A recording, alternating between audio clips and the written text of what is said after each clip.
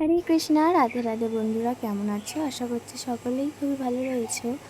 তো দেখো, আমার ভাইরা একটু ছাদে এসে বলতে গেলে একটু মেঘলা করে আছে, গুঁড়ি গুঁড়ি বৃষ্টি পড়ছে। একদিকে মেঘলা হয়ে আছে আর একদিকে মেঘলা হয়ে নি। ও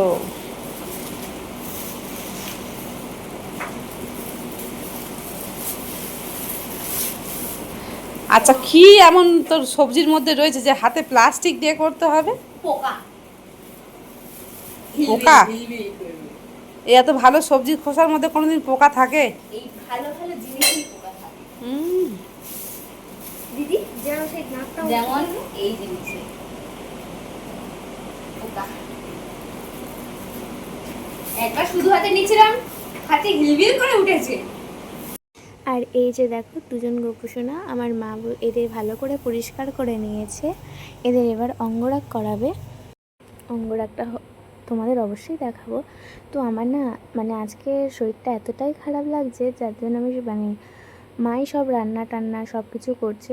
আমি একটু ঘরটা হালকা করে পরিষ্কার করেছি, আর মাই সব দিকটা সামলাচ্ছে, উনুন জ্বালিয়ে করছে। কারণ আজকের না কাল গ্যাস এনেছে, মানে মানে এত রান্না হচ্ছে না, গোপালের তো অনেক টাইম সেবা দিতে হয় না, যার জন্য মানে গ্যাসটা অনেক করে। তো মা বলছে সেই যখন উনুন আছে, কাঠ আছে, তাহলে আমরা উনুনেই রান্না করি। কিন্তু কী বলো তো, আমার না দেখে কষ্ট হচ্ছে। মাকে বলছি, মা কেন তুমি এত রোদ্দুরে রান্না করছো? মা বলছে কি করব, মানে আর আমার না উনুন একদম পছন্দ না। কারণ উনুনে এত ধোঁয়া, যে পলিউশনটা হয় না, আমার শ্বাসকষ্ট চলে আসে। ধোঁয়াটা নিতেই পারি না আমি, এতটাই শ্বাসকষ্ট হয়। একটুতেই ধোঁয়াতে তো অনেকের চোখ জ্বালা করে, যেটা সবারই হয়, কিন্তু আমার পুরো যেন নিঃশ্বাস বন্ধ হয়ে আসে। তো তোমরা দেখতে থাকো। এই যে মা একটা নতুন একটা রেসিপি করছে, এটা মা কিন্তু আগের বারেও করেছিল। মা যখন প্রথম প্রথম করে না, আমি না মানে বলছি যে কি তুমি ময়দা মাখিয়ে ধুইছো, তোমার তো সব কিছু ধুয়ে চলে যাবে, তুমি আবার ধুইছো।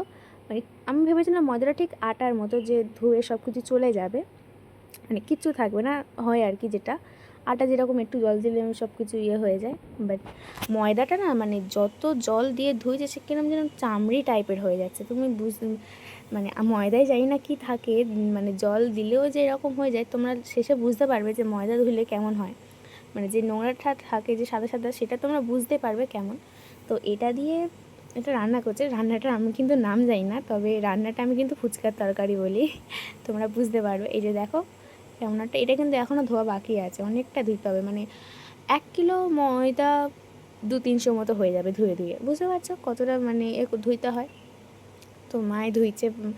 আর আমার কিছু তোমরা দেখতে পাবে না, কারণ আমার না শরীরটা এতটাই খারাপ, তাই আমি শুধুমাত্র ভিডিওটাই করে দিচ্ছি, আর কিছু ভালো লাগছে না। আর গরমটা অতিরিক্ত পড়েছে, বৃষ্টি হচ্ছে, আবার বৃষ্টি থেমে যাচ্ছে। বৃষ্টিটা কেমন বলো তো, ধরো একটুখানি জায়গায় মেঘলা করে আছে, ঠিক সেই জায়গাটায় বৃষ্টি হচ্ছে, বাকি জায়গাটা কিন্তু আকাশটা পুরোপুরি পরিষ্কার। এটাই। আর আমাদের ছাদ না, ছাদে তো সারাক্ষণ রোদ, টানা রোদ পড়ে, যার জন্য হচ্ছে গিয়ে গরমটা একটু একটু টিপটিপ করে বৃষ্টি পড়লে গরমটা উঠে আসে, সেটাই আর কি। তো দেখো, মা কচুর তরকারি করবে আর এটা করবে। আমার মনে হয় গোপালের এই তরকারিটা খেতে খুব পছন্দ, বুঝলে তো। তরকারিটা যখনই হয়, গোপালের মুখটা খুব সুন্দর লাগে, হাসি হাসি হয়ে ওঠে। যাই হোক, আমার মা যাই করে না কেন, গোপালদের খুব পছন্দ হয়। আমরা সত্যি বলতে, আমরা যাই করি না কেন, যখন যাই দিই, গোপাল আনন্দ ভরে নেয়। যাই না কেন, খুব আনন্দ সহকারে, যেন ওটা পেয়েই ও অনেক খুশি। আদৌ তো ভগবান না, বুঝতে পারে কখন কার কোনটা একটু অসুবিধা। ভগবান তো একটু পেলেই অনেক সন্তুষ্ট হয়ে থাকে। আর জানো তো, আমার যোগু সোনা, আমার জগন্নাথ দেব খুবই ভালো। আমি জগন্নাথ দেবকে যোগু সোনা বলি, এত ভালো লাগে আমার জগন্নাথ দেবকে। আমি যোগু সোনা খুবই ভালো, এতটাই দয়ালু, অতিরিক্ত দয়ালু উনি, খুবই ভালো, যার কোনো তুলনা করতে পারি না। আমার আবার যাওয়ার খুব ইচ্ছা আছে। যখন আমার 8 বছর বয়স, আমি তো তখন আর অত কিছু জানতাম না।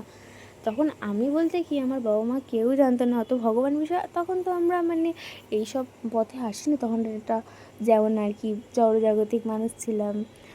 সবাই সমুদ্রের যে ঢেউটাই খেতে যায় না, আমরা তখন প্রথম প্রথম কেউ সমুদ্র দেখিনি। আমি না, আমার মা তখন বলেনি, আমি পুরীতে পৌঁছে গেছি, আমি ভাবছি এখনও পুরীতে পৌঁছায়নি, এখনও বাকি আছে। এই রকম আর কি, শুধু সমুদ্রটাকেই মনে রেখেছিলাম।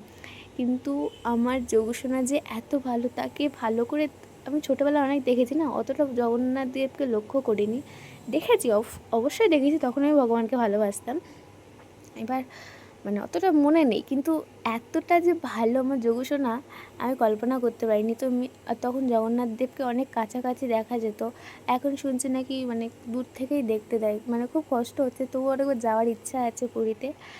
মানে খুব মিস করছি আমার যোগসোনাকে, এত ভালো আমার যোগসোনা। অবশ্যই যাব, গেলে তোমাদের কিন্তু অবশ্যই দেখাবো। তো দেখো আমার মা কচুটা করে নিয়েছে, এই যে দেখো তরকারিটা হয়ে গেছে, এবার একটু ভগবানের ভোগ লাগিয়ে আমরা খাবো। তো এবারে আমার মা গোপাল সোনাদের ভোগ লাগিয়ে দিয়েছে, সেই ভোগ এবার ভগবান পেলে আমরা প্রসাদ পাবো। তো দেখো আমি প্রসাদ পেতে বসে পড়েছি। তো কেমন লাগলো ভিডিওটা, আশা করছি সকলের ভালো লেগেছে। রাধে রাধে, হরি বল।